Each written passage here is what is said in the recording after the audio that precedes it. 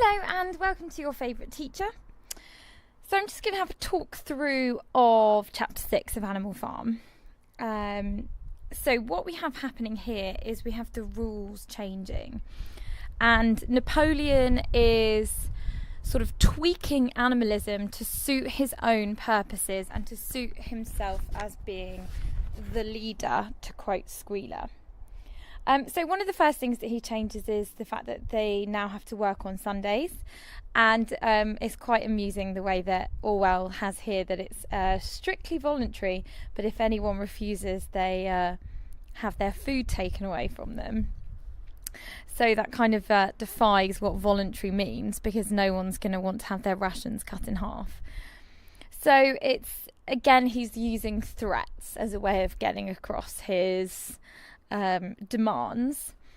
The next rule that they sort of break even, is the one about dealing with humans, because we suddenly have a new character on the farm, and that's Mr. Whymper, and he's the local solicitor who is going to be that bridge so that the animals are able to sell some of the produce. And Squealer manages to convince everyone that there was never a ban about using money. So again, they're really playing on the other animals' naivety and trusting nature on the one hand. So they have the naivety on the one hand, and then there's obviously the threats on the other. So this kind of combination really means that the pigs get to dominate.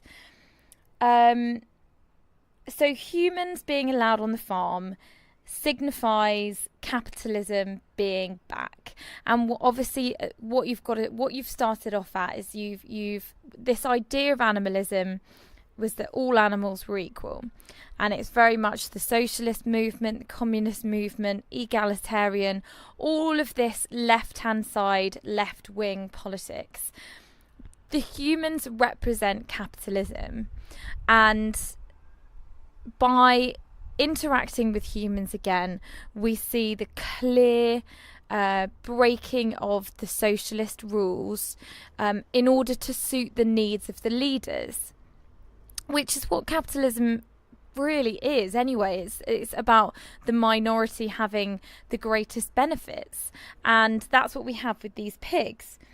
So the pigs have moved into the farmhouse. They're now sleeping in beds, and when they try and have a look to see, I think it's Clover, who looks to read the commandments, they've been edited slightly. So the pigs are able to manipulate the language, so it's no animal shall sleep in a bed with sheets, rather than no animal shall sleep in a bed, which is how it was initially phrased when they came up with the 7 commandments. But again, Squealer is able to use his same tactics.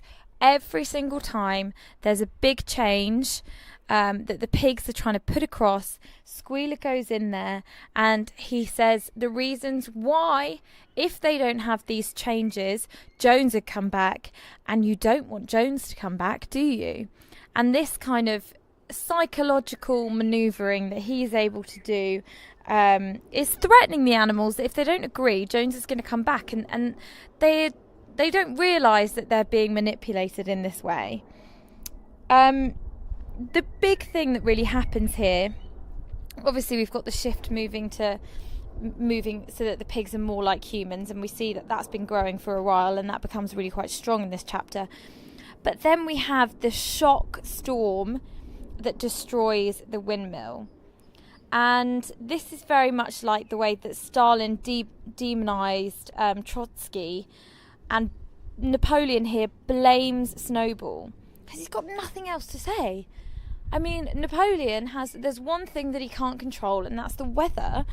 And so this horrible storm has really wrecked the hard work of the animals that they've put in, that their sort of blood, sweat and toil over the last few months has been destroyed. And Napoleon doesn't want to lose face. He doesn't want to lose his sense of omnipotence over the farm. So by using Snowball as a scapegoat, he's able to have him as a collective enemy that all of the animals can rally towards. And there's nothing that makes people feel better about their own situation than when they have a common enemy that they can target and blame. And this scapegoating has happened in history pretty much constantly. If ever life is hard, we find a group of individuals that we can blame, or an individual that we can blame for why things are so hard for us, and it helps keep us in the status quo, and it helps keep us downtrodden. So Snowball is now the traitor. Napoleon passes a death sentence on him. So long gone are the days of all animals being equal. He's now declared that Snowball should be put to death, and that there's actually a reward for anyone who catches him. By making the animals scared of this invisible enemy, they are united here. So, key quote from this chapter: "This traitor has crept here under cover of night." So again, we, the reader, know that Snowball hasn't done this. We know that this is just a tragic accident from the storm. But by noticing the way in which Snowball manipulates the other animals, we can see really quite how frightening this force is, and quite how much he is able to control Animal Farm. Okay, so that was a quick discussion of Chapter 6.